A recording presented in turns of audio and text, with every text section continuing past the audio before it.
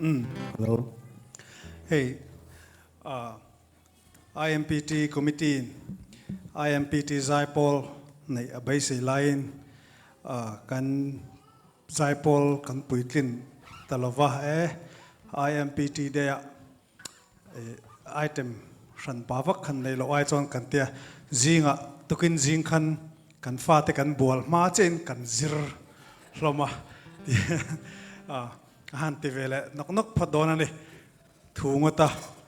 ithil siam ten ti la neang